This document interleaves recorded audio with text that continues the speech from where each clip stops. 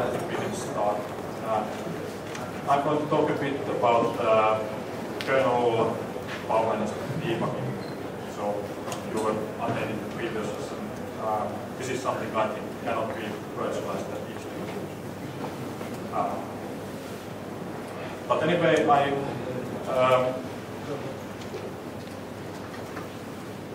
I made a proposal for this week quite a while back, and it was surprisingly enough accepted for this conference. So I'm not quite sure what was actually written in the proposal, but this is what it turned out to be.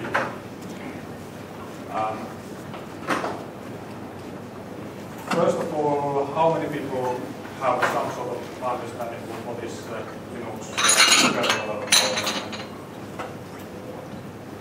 So there are some people. So it's a good thing that I added this very high level power management architecture diagram then. So I'll speak a little bit about this first.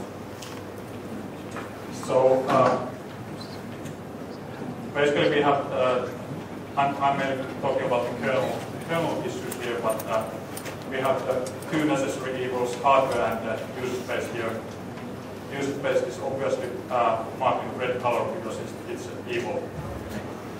And hardware is black because it's typically black box and we don't really understand what's happening inside there. And that's even true for myself, even if I'm working for Texas Instruments. So there's lots of things that I cannot get any kind of information about the hardware. So, but anyway, the main features are we have CPU idle framework, which I think is the most important one for the embedded side. So this is taking care of putting the device into low power state when there's nothing else to do, and the most power savings can be received from this area. Then we have the CPU break framework and the device break framework, which are pretty similar. They are both dealing with deviators, so scaling down the clock frequencies when the workload is not high enough to justify really high clock speeds.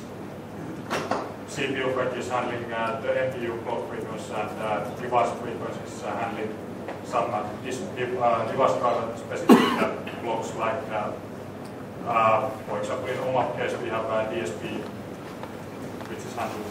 which is going to be handled by the device because there's really not much implementation in the mainline kernel currently for this part. And then we have all the device drivers which are talking with the PM4 in this figure. And I have put quite a lot of things in the PM4 like PMQoS and runtime PM and stuff like that. The different colors here try to depict somehow that this yellow is architecture specific stuff, and the green parts are sort of common components in the kernel. And this division can also quite nicely describe what is the common problem areas if you are dealing with embedded power management. So usually these yellow parts are the broken ones, and the green ones, they usually work pretty well. This device frequency governor and clock framework parts, they are in this shaded color because there's ongoing work on those, so they are not really ready yet. So, first part of this presentation is going to be different debugging methods for the power management. So I think this is probably one of the most important ones. So you can try to disable, if you have some sort of power management related problem, or if your problem is such that it's suspected that it's caused by the power management, you can try to disable some features of the kernel and try to isolate the problem this way. So first of all, this just disable all the power management from the kernel and see whether you still have the problem, and if it is gone, then you are in trouble. You try to continue working. And the next thing is you can try to get this kind of minimal kernel where you have only very limited number of drivers, disable all the displays and wireless LAN networking, whatever you don't really need. And just enable very minimal set of drivers, and it's easier to debug this kind of system if you don't have lots of overhead software running in your system. And then you can also disable individual power management features like CPU idle, DVFS, and so on. And this is a good way to try to isolate problems in this kind of case. You have absolutely no kind of clue of what is wrong in the system. But it's quite slow and difficult to use because you need to recompile the kernel, and there might be cases that some of the kernel features cannot be disabled because it doesn't boot up.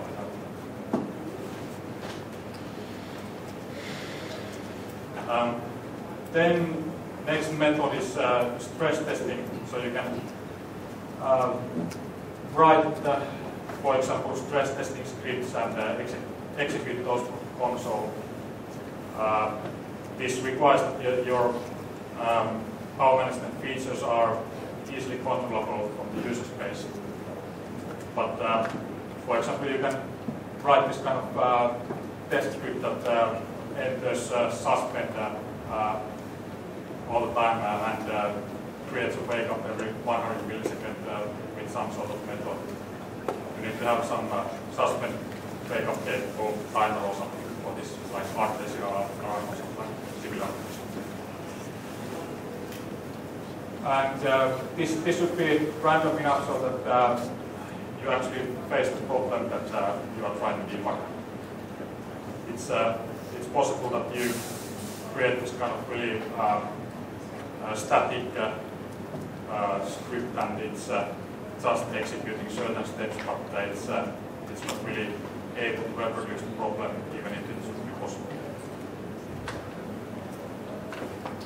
And these test scripts are quite nice for this kind of bugs that are difficult to reproduce and take very long time to happen in normal use cases.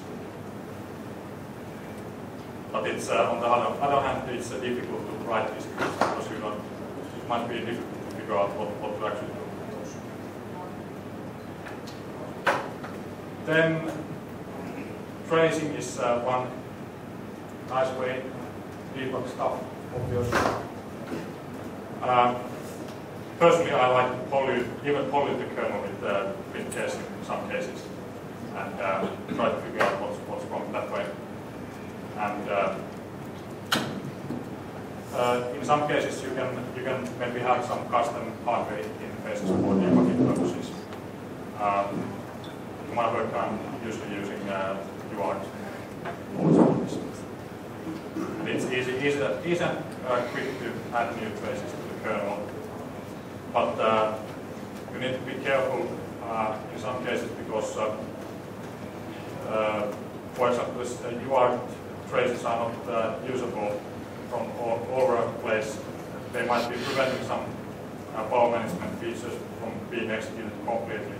Like you have the UART clock enabled, so it cannot idle at all. And suspend, for example, is disabling the console during execution.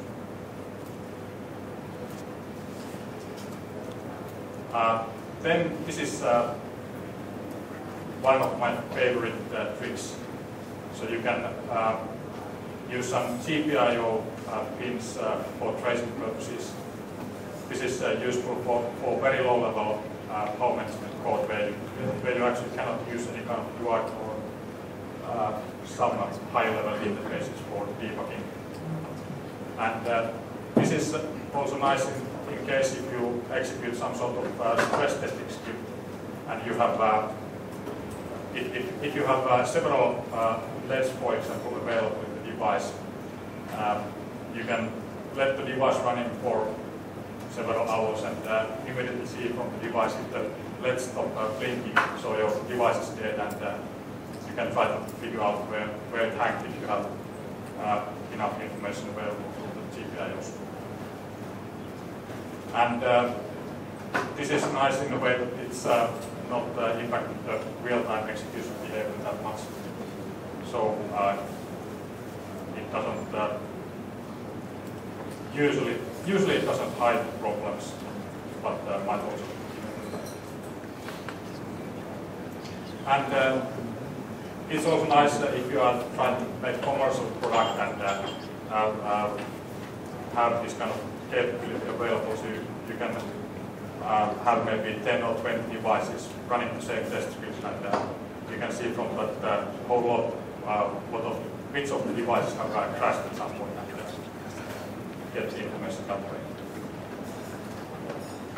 But unfortunately, typically you only have a few of these available. Like in Thunderbird, you have only one user controllable LED. Then debugger is obvious tool. It's useful for developing new code, and some cases you can even see where it is doing something wrong if the device is hanged or crashed.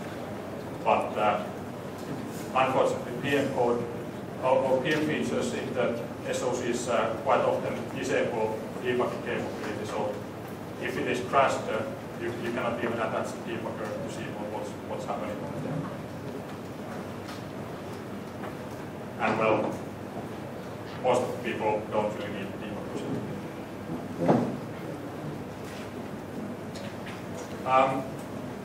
Then this is buffer traces or some sort of state statistics collection is really useful.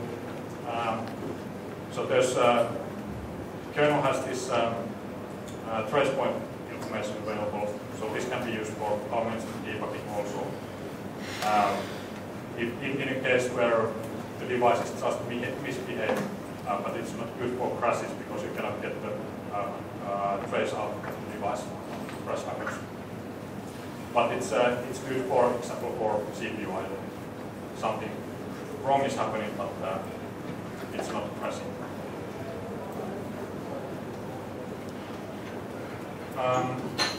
And well, it's not using any slow hardware during the execution time, so it's not impacting the real-time behavior of the device. And here is a small example of trace point usage. So there's a test script that is basically just starting the trace and extracting the trace information after 10 seconds leave in the file. And you can copy this file over from the target device to the host system and use tools from over there to see what's actually happening. And yes, here I've used Kernel tool, which is open source. Relatively limited functionally, but seems to be doing its work. Here we see that we have two CPUs and collected the power management trace information, and as the cursor position shows, it's in idle. CPU1 is in idle, so it's sleeping most of the time, which is typically what we want to achieve with the devices. First time when I used this tool, I used wrong method from the trace command to get trace information, and it was actually writing trace data real time to a file in an MMC, and it was also polling trace buffer all the time. So I just had two black bars here, so something was executing all the time.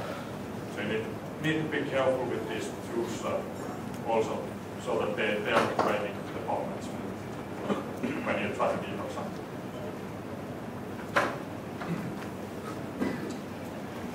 Then this is also one of my favorite things to do. So exporting new functionality to the user space. Maintainers typically don't approve this kind of methods, and it's totally impossible to try to upstream these things. I have actually tried a few times, but nowadays I've decided not to even try that anymore. But these are really useful if you can get as much information from the hardware as possible, and you can write new test scripts for testing some features that are not possible to currently control from the user space. For example, I've listed here the regulator framework, which controls the power supplies in the system. In standard kernel, it only allows reading the microvolt value for the regulators, but you can expand that to write functionality, and you can modify the voltages on the fly. So you don't need to recompile the kernel all the time if you want to do something interesting. And device memory is also really useful if you can write and read I/O registers directly to do some interesting things. Then the next part of this presentation is I'm going to talk a bit more about these different VM features and what kind of tools to use for debugging those. So suspend is personally I think this is a pretty straightforward thing to do because you can just statically execute it from the user space, and you can use tracing in a limited manner for debugging this, because well, console is suspended also. CPIs you can use, but debugger is probably most useful for the suspend. Just that breakpoints around the low-level geometry point, and you can step through pretty much everything.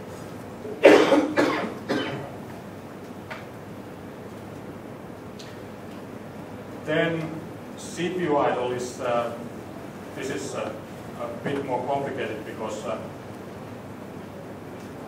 it can execute multiple different power-saving modes, and it's deciding which one to use based on the system mode and stuff like that. So you cannot really use traces for this. You can use trace points and gather data after executing some test to see what's happening. In some cases, you can use debugger even if you add breakpoint call in some specific location which you know that you want to debug. And once the execution reaches that point, you can check out what's happening over there. There's quite a lot of information available from the user space for the CPU idle currently, so statistics are basically available under this SysFS nodes. And one trick that I've been using is exporting API to the user space, so you can manually force the usage of certain CPU idle state. So you can, after this, you can create test scripts that try to enter the same C state manually all over.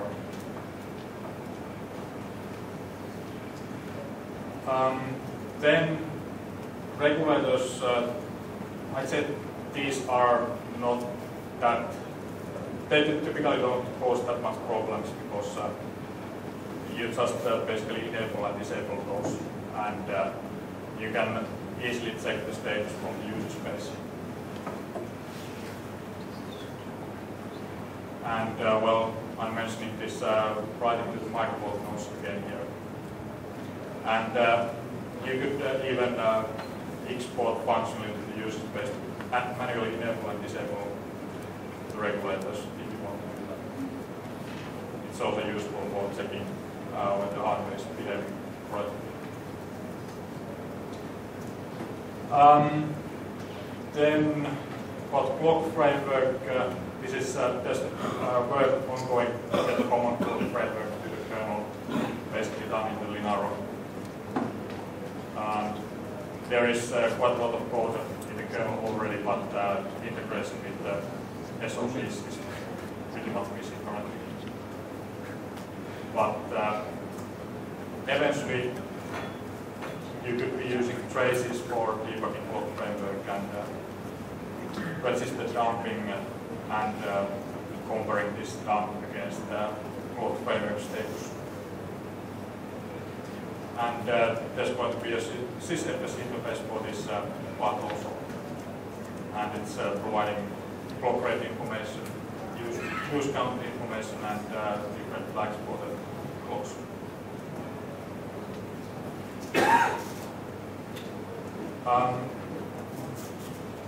CPU frequency is also relatively easy to debug because mostly it doesn't execute these low power states, which are most difficult, and you can typically trace through everything that the CPU frequency is doing. And there's quite a lot of information available from the user space also for the CPU frequency. You can get the clock information, regulator information, and so on from the user space. And I just listed a small trick you can use with the on-demand provider, so you can just access the sysfs nodes to manually select clock frequency that the on-demand provider is using. Typically, it scales the clock frequency based on the system mode. You can use this to manually post certain state.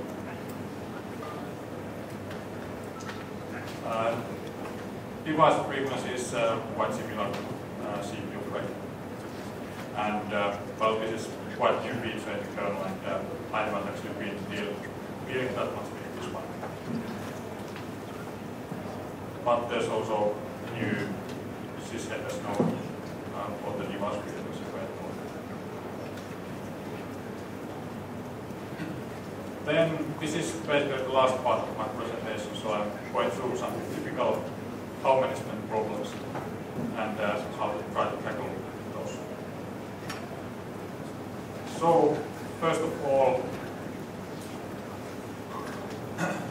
there has been talks about bootloaders and some new bootloaders and adding some interesting new features to those, but I think it's a pretty bad idea because at least for the power management, typically they leave the hardware in such state that most of the power management features don't really work, and you have to reset the hardware when starting the kernel, which is not optimal in my point. One example I can give you is I was debugging with a motherboard core retention feature, and it didn't work because the bootloader had started up the DSP for some reason, and that was preventing the device from idling.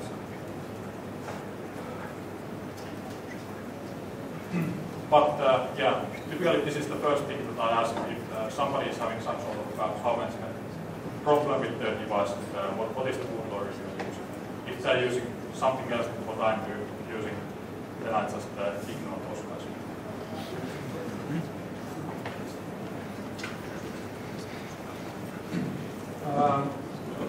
Well, this is quite a typical problem with power management because you are dealing with some really exotic hardware features. And usually if you see some sort of problem, it's the device is completely dead and you cannot do with that one anything before you reset the device.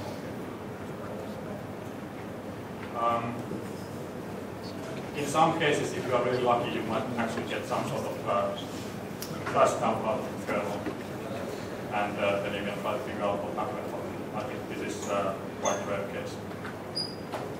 But typically, you have to try to isolate the problem by disabling features or adding some traces to the kernel to see when it is actually crashing. And you may also need to disable some drivers and try to get some really minimal setup.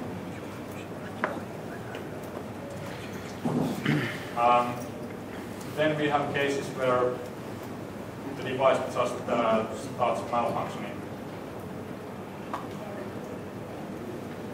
I had this kind of problem a couple of weeks back. So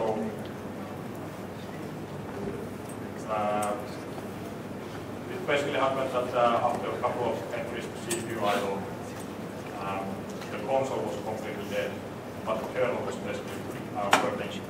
So all the interrupts and everything, timers was running fine in the background, but you couldn't communicate with the device at all. And what was the problem?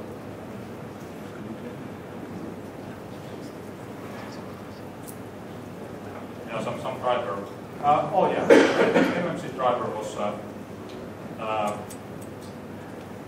idling and it didn't re-enable its clocks properly when coming back from idle, and the user space tried to execute some software, so it tried to load binary from the file system and tried to execute that because the MMC driver never responded. So it was interesting. In some cases, these kind of problems can take really long time to reproduce, and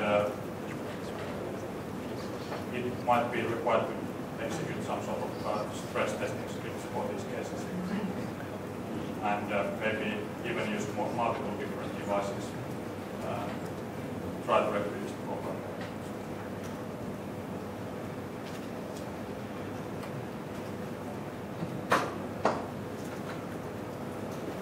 Then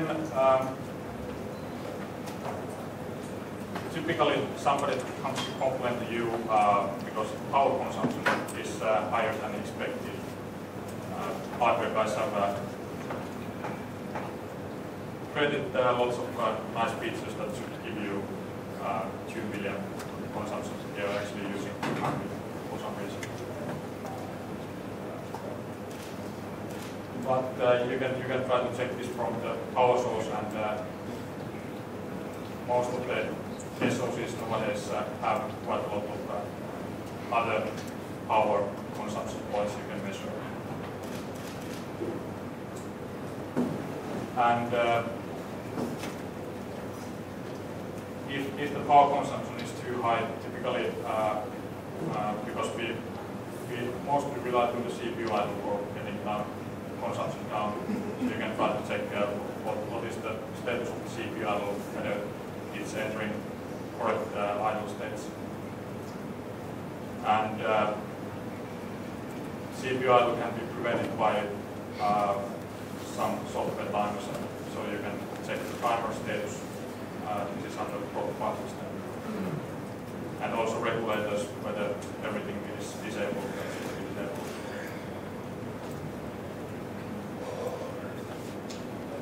And if you are lucky, for example, in the boot, just after the boot, the device is working properly, you can try to get system-wide dump of registers, regulators, and so on, and try to compare this to a case where it is not working as expected.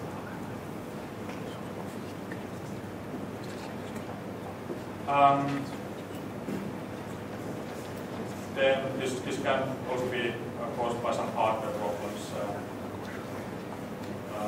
This is more like optimization, maybe. So you can have different hardware pools for different IO paths, and they might be configured incorrectly and consume too much power because of that. Then there might actually be some hardware components, like good example is touchscreen. So you might need to have that enabled or working all the time, so that even if the display is disabled, you want the touch screen to wake it up. And this might force you to keep some power rails active all the time. So there might be some components that require this to be done. And but in these cases, well, you just need to communicate with the hardware designers and try to figure out what's the best approach to fix these problems.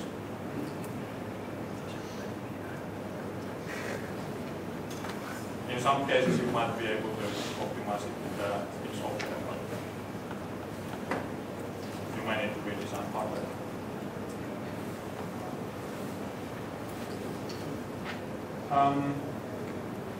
Then I will always like to complain about user space, and because it can easily do some really silly things. Application designers typically don't know that much about power management, and they just think that okay, it's okay if I execute this code in while loop and just wait for statuses without using any kind of interrupts or something similar. But user space can basically break power management by either using too much CPU time. This will prevent the CPU idle from going to the low power states. It can either block it completely, or if there's too much wake-ups from timers, you could enter, in normal case, some really low power state, but because of wake-ups, CPU idle is selecting higher power state, which is consuming more power. For the CPU load, you can just use the top command to see what is happening in the device or something similar. And this top file timer stats is good for figuring out timer usage and try to figure out who is using timers in an optimal way. I'm actually reaching the end of my presentation, so here are a couple of references. So PowerTop is a tool for parsing timer process and interrupt information. Power debug, this is something done in the Linaro. I think it's still ongoing work. But, you can get regulator framework and sensor data from that one. I'm not quite sure why they added sensor data there. They are just much temperature sensor. And for the trace points, there's a kernel source pointer and a couple of tracers for collecting the trace data and post-processing. Okay, that's all I have to speak. Do you have any questions?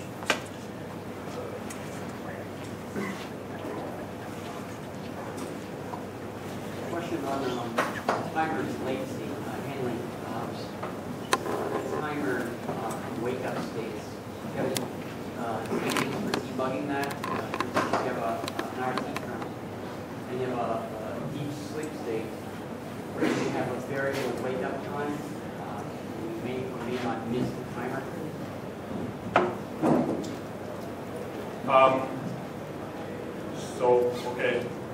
So basically, if you try to debug that kind of case, do you want to optimize it or? Well, I want to try to optimize it so that I don't miss the timer. The latency is minimized. Okay. well, for example, in ARM devices, you have this performance monitoring unit. So you can use that to get cycle accurate timing information for execution of code. So I have been using that one to accurate time execution times for that kind of code. So the timer queues themselves, they should I think they should understand the latency information from the CPU idle, so that they can automatically if you have set the delays correctly. Anything else?